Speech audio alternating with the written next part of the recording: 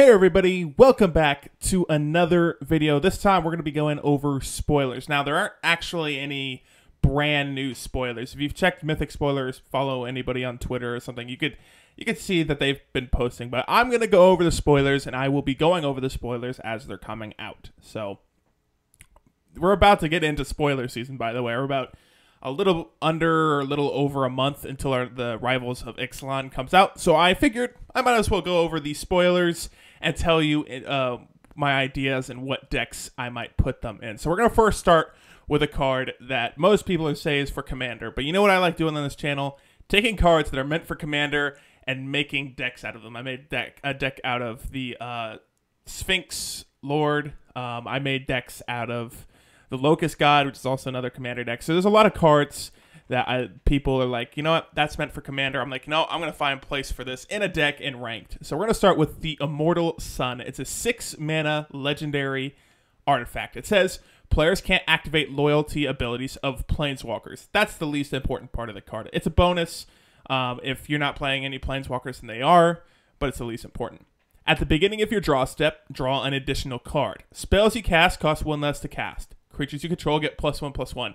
It does 3 really, really good things. And I've read people and talked with people that, you know, say this doesn't have a place in Ranked. And it's no Panharmonicon. Let's get that right, all right? Get that straight.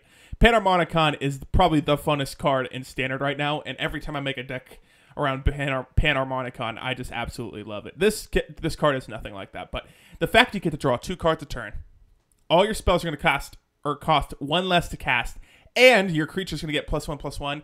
Means if you drop this and you're not dead after, you know, wasting your turn 6, you're most likely going to win the game. There's just so much value within this card. It does like what Always Watching does. It does what Brawl Chief of Compliance does.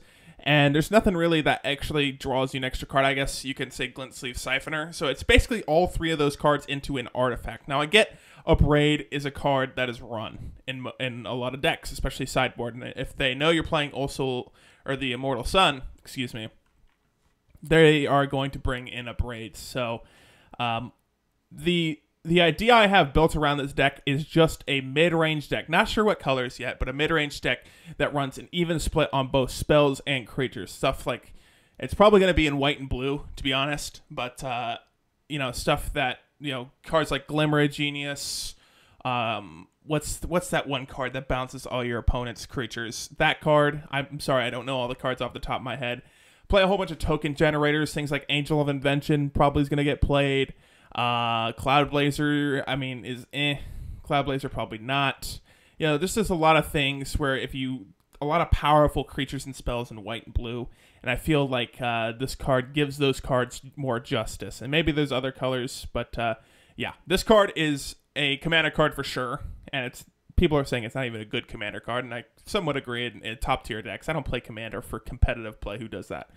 But yeah, that's kind of my thoughts on the Immortal Sun. If you have like any like ideas of decks for the Immortal Sun, don't be afraid to leave them in the comments. We're gonna move next now to the Elder Dinosaurs. Yeah, we're getting Elder Dinosaurs, and we're getting one in every color. First off, we have, okay, I'm going to mispronounce this first word, but Tetzimoc, Death Primordial. A 6-mana legendary creature, Elder Dinosaur. He's just got Death Touch as his keyword. He's a 6/6. You can pay a black and reveal him from your hand. Put a prey counter on target creature. Only activate this ability during your turn. So you can activate it at instant speed, but only during your turn. And then when this enters the battlefield, destroy all creatures with a prey counter on them. It looks really good. It looks really good. It's not going to get any competitive play, which means it's not going to be in the meta at all, which means at first its price is going to be high, and then eventually it'll drop down, and I can make a deck on it, or I will make a deck on it early on. I'm probably going to have, you know, right now I'm going through Praise OKETRA and all these Praise Amonkhet Gods. We're going to do probably me making decks on all the Elder Dragons, maybe do some combinations. It wasn't like the Elder Dragons where you could do a blue-black control list. This is not like any of the blue-black Elder Dragons that were in Dragons of Tarkir. But it's a fun card. The problem is 6 mana, yeah, sure, it can be good, but it's just such unreliable sweeper. It's such an unreliable sweeper, right? If you have a ton of mana, sure, it's great. If you have a ton of mana to spend early in the game to put prey counters, but the problem is the moment you start putting prey counters, your opponent gets a lot more aggressive. Because they know, oh, this thing is dropping turn 6 and blowing up my board. So I guess late in the game, if you top deck it, maybe you're running a 1 or 2 of in this, and you have 9, 10 mana out, right? And you're just both top deck mode, and they have a bigger board than you.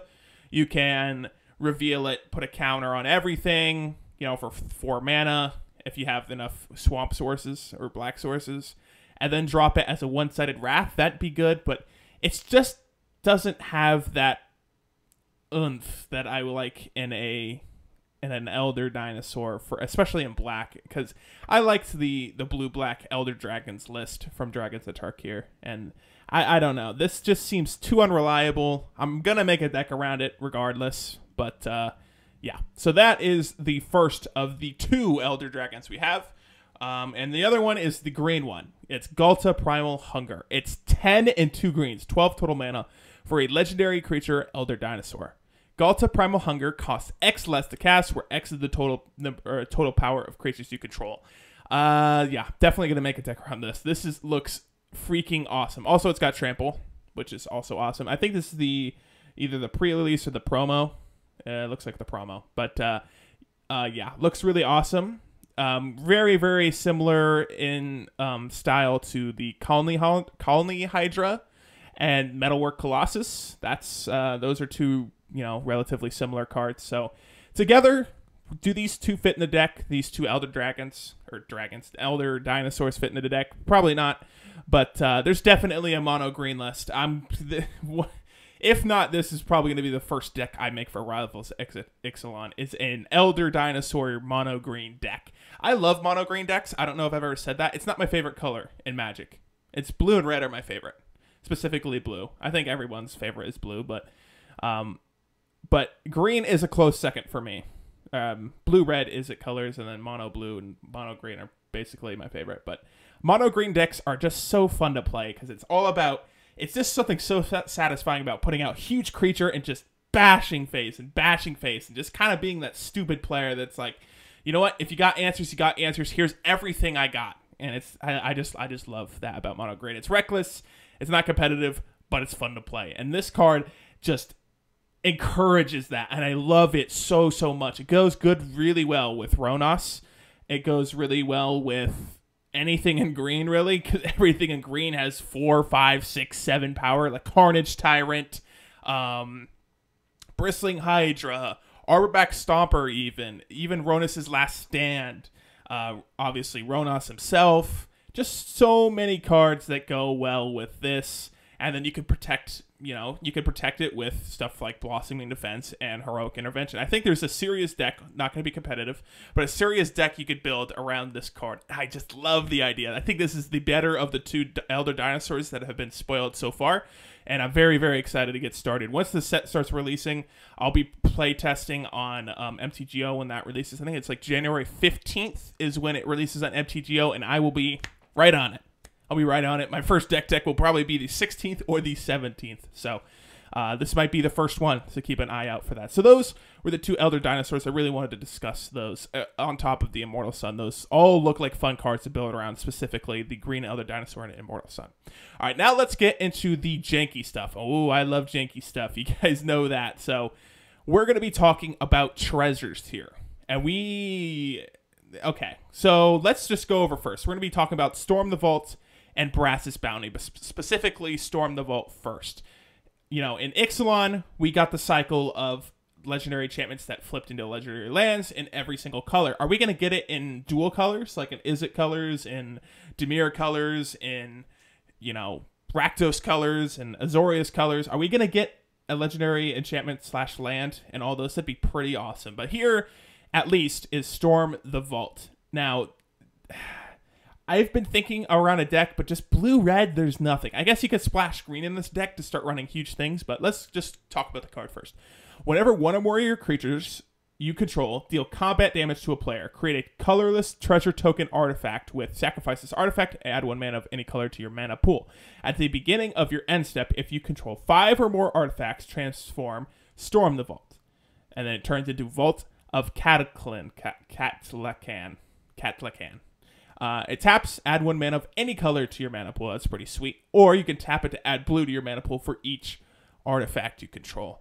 The most I see from this, the most use I see out of this, is in a Grixis colored deck that runs Revel and Riches and runs either 3 or 4 of Pull from Tomorrow. I think that's the only way. I mean, obviously, it's going to be Grixis colors because it's Tezzeret, but does it add anything to the Grixis Tezzeret list right now, or the Grixis tokens list? Grixis Improvise, excuse me. No, it's not going to get play. Is it a fun card to make a deck around? Is it a fun card that should be left in Commander, but it's going to be put in Standard because of me? You know it. I love putting Commander cards in Standard because I just enjoy fun cards. So there's that. And then Brass's Bounty is just one of the worst. I think this is a rare. Yeah, this is just one of the worst rares in the entire set so far. I mean, we only have these few cards that we're going over. So it's 7 total mana, 6 in a red. For sorcery speed that says for each land you control, create a colorless treasure artifact token with tap, sacrifices artifact, add 1 mana of any mana to yours. So basically for 7 mana, you add 7+ treasure tokens. Is this useful? Not really. And essentially what it does is lets you play this for free, but then you're down a card. Like maybe if it had an extra effect that said for each land you control, create a colorless treasure artifact token with, whatever. It has that, but in the bottom part it says until end of turn, whenever you sacrifice a treasure token, you may draw a card and discard a card. That'd be pretty awesome, right? I mean, it's still card disadvantage, but at least you get card selection. But it doesn't have that, and I guess having a whole bunch of artifacts out would be good. You think it would go well with Storm the Vault, but just 7 mana is so unrealistic, even in a treasure token deck. It's a good idea. Do I think it's going to get play? No.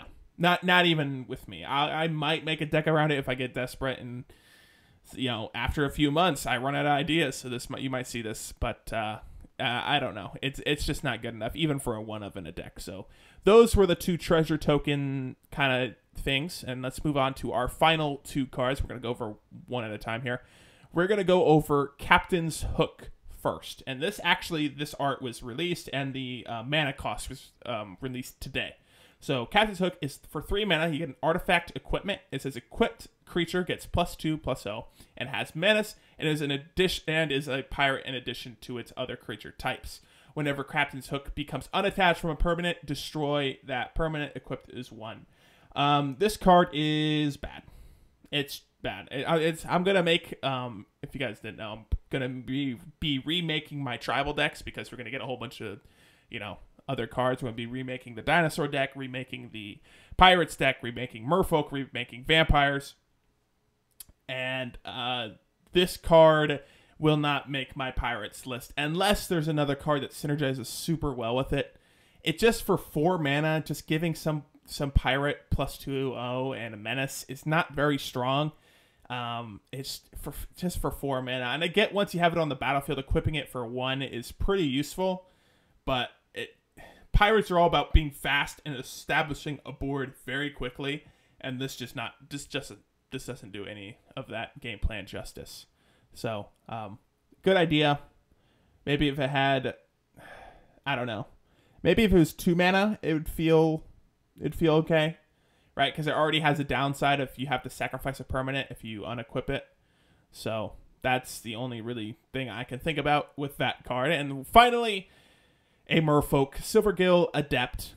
2 mana, 1 in a blue. You get a Merfolk Wizard, and I'm really glad they made this card because this card could potentially make Merfolk a lot better. Merfolk was the worst tribal deck in Standard. Obviously, none of the tribal decks are any really competitive compared to Energy and Rhyming Up Red, but this card is a good step in making Merfolk being able to compete with dinosaurs, which is probably the top next to pirates, and then vampires following up. Merfolk were the worst tribe, wasn't really anything going. I tried to make a counter theme with it. It just turned out bad. So this helps. It says it's an additional cost to Silvergill Adept. Reveal a Merfolk card from your hand or pay 3 when it enters the battlefield. Draw a card. So basically, if you have a Merfolk in your hand. It's a 2-mana 2/1 that draws you a card, and that is really, really strong. And hopefully we'll get a Merfolk Lord that gives our Merfolk at least +1/+1, because that would be awesome. 1 toughness is just bad. There's Abzan tokens right now as a tier 2 list.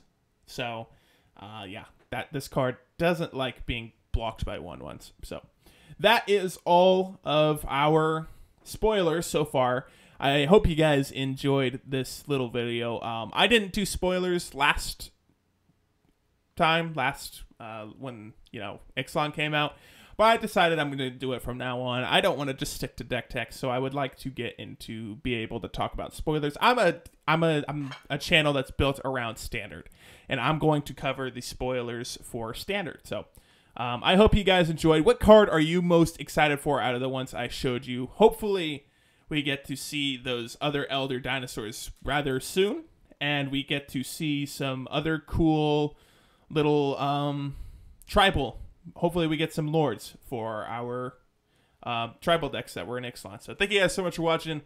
I hope you enjoyed this video, and I'll see you next time.